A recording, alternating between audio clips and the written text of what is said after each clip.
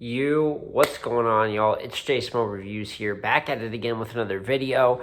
As you guys can see, I said the next 2 days I'd be doing 2 different prediction videos, but I'm actually going to do it all here, basically covering URL's weekend, predicting final exams, and giving my final predictions on Civil War. I never got to give my official final exam predictions, at least not on the channel.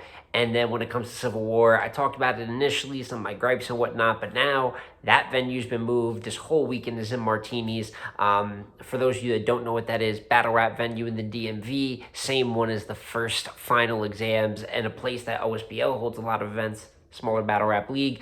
So it's going to be very, rookie friendly, which is something that we'll talk about in the predictions. But gonna predict these 2 days. Can't predict band legacy because we don't know. Obviously, I would say it's like blackout in a sense. Although with blackout, you had the names, you got to match it up. With band, it's really just you show up and then battles are going down. So going over the 2 events that we do know the card for, let's start with the URL Final Exams 2 card. So starting from the bottom of the final exams card, we do go with Bandit Montana versus Ryder, which is a funny battle being that Bandit is by no means a rookie. And we say that about a lot of battlers, you know what I'm saying, that end up starting later. We know they rap before, but I mean, Bandit Montana has battled Twerk, Bill Collector, 40 Bars, Chef Trez, Holmesy the God, Ness, Kid Slade, Mac Byron. I mean, he's got like a full resume, man. So he's made it in with this Crucible class, you know what I'm saying? I guess a second wind in a sense. I don't think Bandit Montana's never like super picked up as a talent, but people were more impressed with him than ever.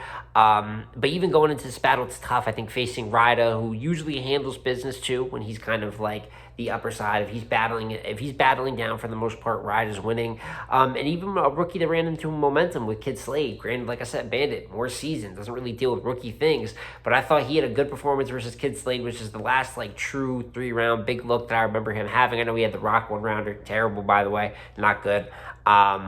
Just all the way around, just didn't need to exist. But with that being said, I think he is going to win this battle. I think he just has a bit of a higher ceiling. You add it's in Martinis, DMV stronghold, things like that. I think it's going to play a big factor into the weekend overall. And in this battle, I think that helps Ryder out. From there, we can talk about Mozzie versus KCJ. Not too much to talk about Mozzie. His YouTube footage, not really great. I'm going to be real with you. Crucible footage, been pretty good. Had a great performance versus Eunice. And then you get Casey, who the little storyline behind this that I learned is that the last Crucible before this, Mozzie, I think, was voted off by Casey, or she was the final judge that basically got him kicked out of the Crucible last time, or cut from it. Granted, you know what I'm saying, he came back around, did what he had to do, and he's made the top 6. He's here on URL and here for his final exam. But we'll see. I think Casey has a good record versus men. You know what I'm saying? So, and on top of that, just having much more of a catalog that's more reliable. Going to go with Casey 2-1, literally just for those 2 points. But I don't think it's impossible for Mozzie to win. I don't know if Casey's going to reach like a crazy peak here, but I need to really see something from Mozzie to see if he can compete with someone of this level, like a polished professional. From there, we can talk about Wusa versus Fonz.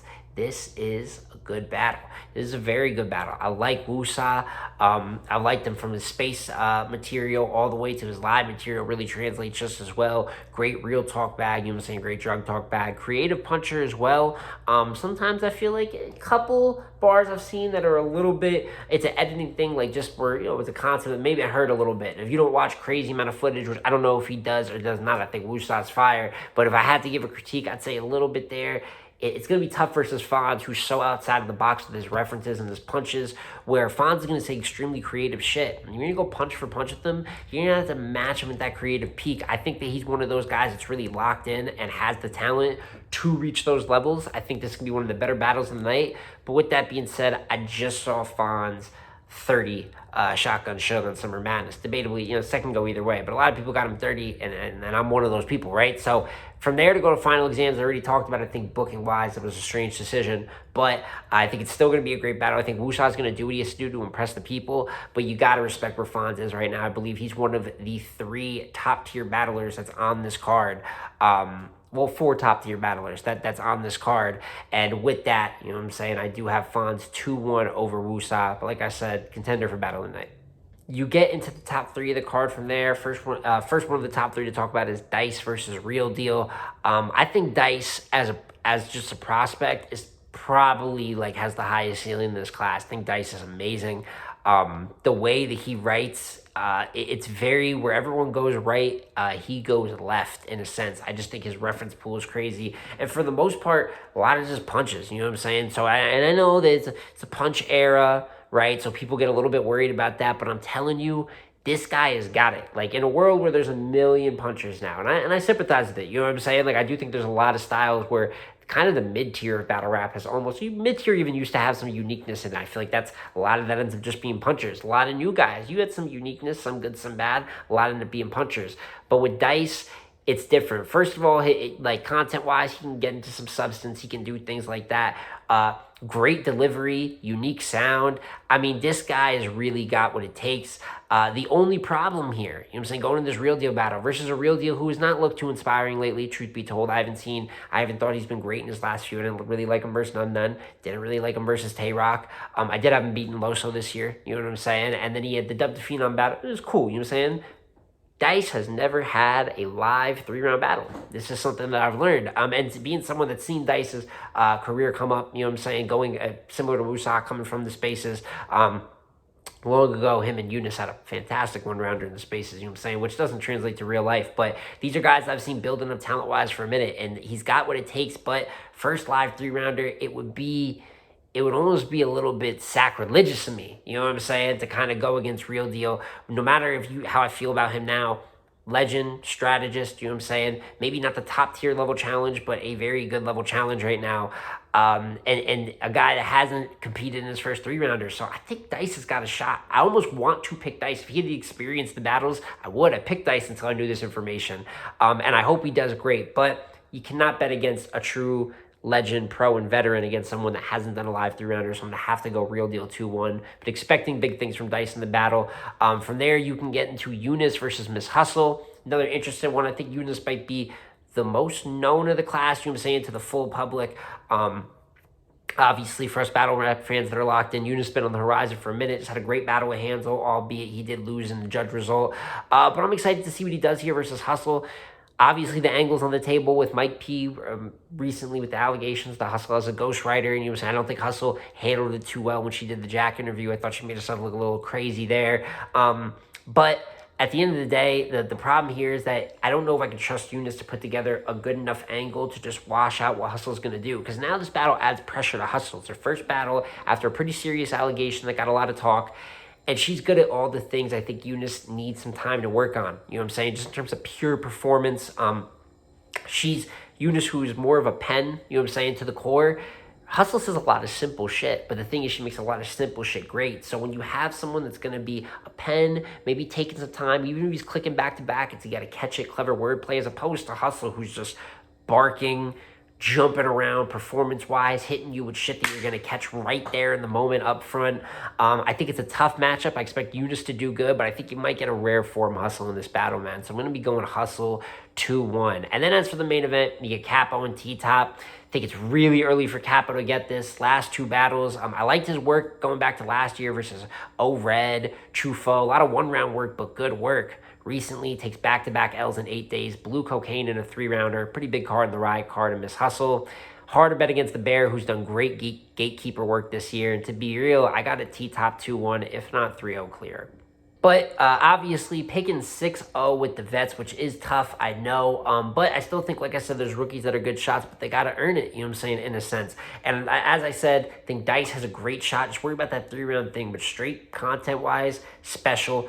Eunice, obviously, I think it's tough. I think he has a shot. Not as great of a shot as others, just because of the matchup. I think it's just a tough matchup. Possibly the toughest matchup on the card for any battler here. But I think he has a shot. I'm not counting him out whatsoever because of his talent. And then I think Wusa, it's tough with Fonz, but I think the battle's going to be so good, he can manage debatable in that setting. I would love to say that, you know, Capo, I got a lot of faith in, but the way he's performed recently, it's not a question of ceiling. He could have the highest ceiling of the class while straight potential, but I question the effort a little bit in some of the things I've seen. That Blue Cocaine battle, a little weird for me. He does great here, gets it back on track, maybe at 180. But that's just my final thoughts on final exams. Excited to see what happens with that. And now we can get into my Civil War predictions, which the change here is the venue, right? You go from Breakers, bigger venue, to Martinis, you know what I'm saying, smaller, more familiar venue more than anything, smaller but more familiar, because the last final exams took place here.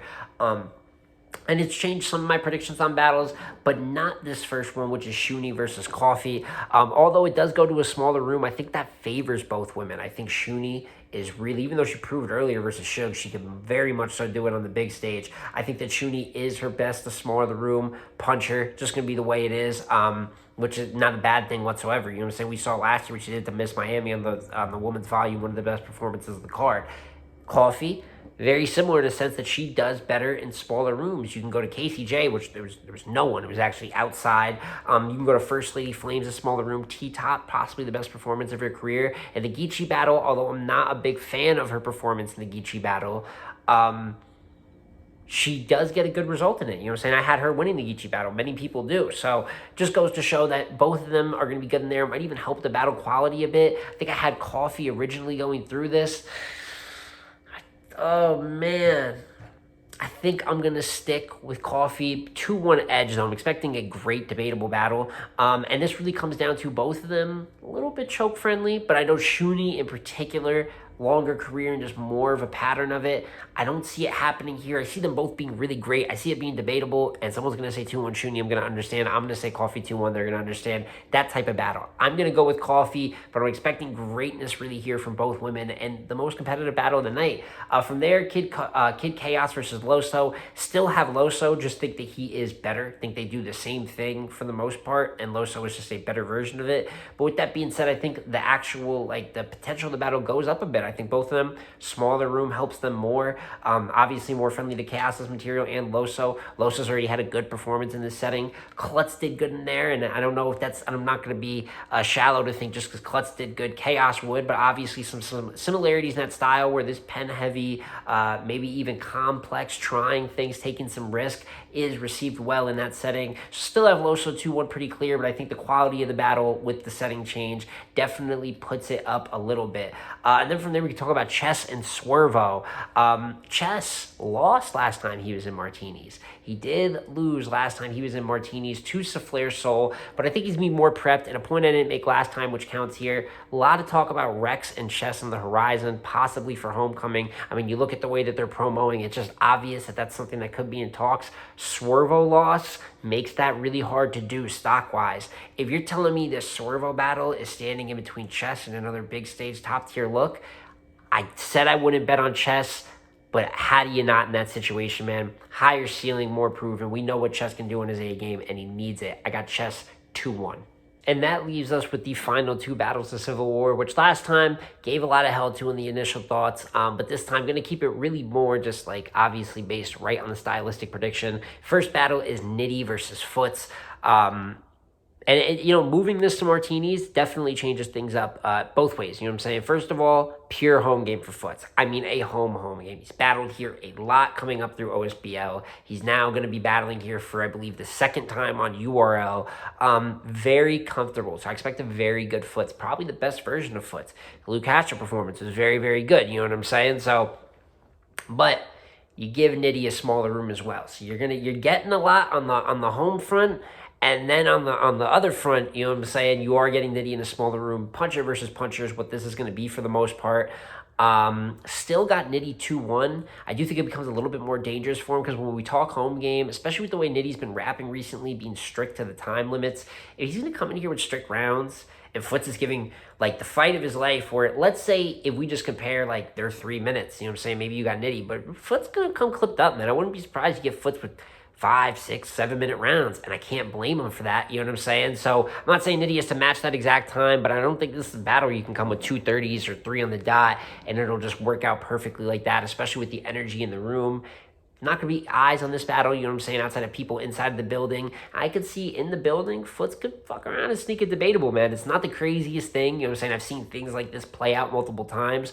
But off of pure content, just the peaks that we've seen recently, I think it's fair to pick Rum Nitty. But it's going to be a better, probably a closer battle than people are going to give it credit. Than people are giving it credit for going into, but still have Nitty winning. And then you have Jack Boy versus Rock, which Also disappointing moving into some martinis, because I think the big thing for me is we know what Jack Boy can do in like a smaller setting. Like we know this, you know what I'm saying, or like even a half crowd setting, couple hundred people, something like that. But the big thing is if Jack Boy can compete with top tiers on medium to large stages, that is the last step for him to take as a battler. He's great in small rooms, you know what I'm saying? Little hit or miss in general when it comes to win or loss, but he's had some great wins in small rooms. We had the T-Top win, you know what I'm saying? He beat Shotgun Suge on Band. I know nobody remembers that. Audio was terrible, but he won that battle. Beat one of the last good big T's on Band, you know what I'm saying? But so it's safer here, and probably for battle quality, it's going to go up. It doesn't bring up as interesting of like, what is this determined about Jack Boy? Unless he goes and wins. A win over Rock is good no matter the setting, but I would have liked to have seen it with more people in the building. That's kind of the challenge for him that I want to see. But as I said a couple times now, it is going to help the battle quality. I think Jack is going to be comfortable here. Can pull off really some of his crazier haymakers. It's just kind of like the perfect size room for him to shake. And on the flip side, you got Rock, who's going to be amazing too. Hard to pick. A little bit harder to pick with Jack, obviously, in this smaller room, of what he can do performance-wise in a controlled environment. It's crazy. He's an amazing performer, but the more people in the room, it does get a little shakier. The less, the better a performer. It doesn't, I don't know. With that being said, though, similar to Nitty and Foots in a sense, and more with Jack with an inconsistent track record in some of his bigger moments and bigger battles, gonna have to go with Rock. Another one that's just, he's kicking up, he's elite, he still looks prime, and I just think it's a battle where his ceiling is higher. But with the smaller room, I think Jack has some surprise factor, and I would not be shocked, similar to Nitty and Foots, that you make these rooms smaller, dead in the middle of the DMV, not to downplay their performances, but I think that'll even add to it, put a battery in their back. And another battle where I got Rock, but I can see it being debatable. And with that being said, that is my coverage here of Final Exams and Civil War 4. Final Exams 2 and Civil War 4. You guys let me know in the comments down below what you think about these battles. What are your standouts? Do you have any hot takes on what's going on? Any particular battles do you have an opinion on? Please let me know. It's definitely going to be a weekend of battles, man. There's no other way to put it. You get rookies versus vets, in a sense, with the Final Exams card. You get a little bit of legacy matches, guys getting a big chance against top tiers. And almost in a, I don't want to say rookies versus vets sense, because Jack isn't a rookie. Foots is a rookie, you know what I'm saying? And Swerve kind of is, you know what I'm saying, like a year two, sophomore year type of guy. But they're all getting big shots versus top tiers. And you have Band Legacy where you don't really know what's going to go down. You could see top tiers. You could see some craziness. Maybe you see some matchups that don't make sense. Who knows what's going to go on? You know what I'm saying? So excited overall to see how the weekend goes. And on top of that, we got John John's bullpen card, which I covered yesterday for the predictions. I'll tag that at the end here. So there's just going to be so much battle rap. Expect recasts. Expect all types of content coming out of a weekend that'll probably have effects on Cody. Maybe a little bit with some of the names involved. The Cody race, I should say. And maybe some of the other hierarchy. And of course, Battler stocks. But it's been Jay Smo Reviews again, y'all. Like, comment, subscribe. I'm going to catch you on the next one, man. Peace.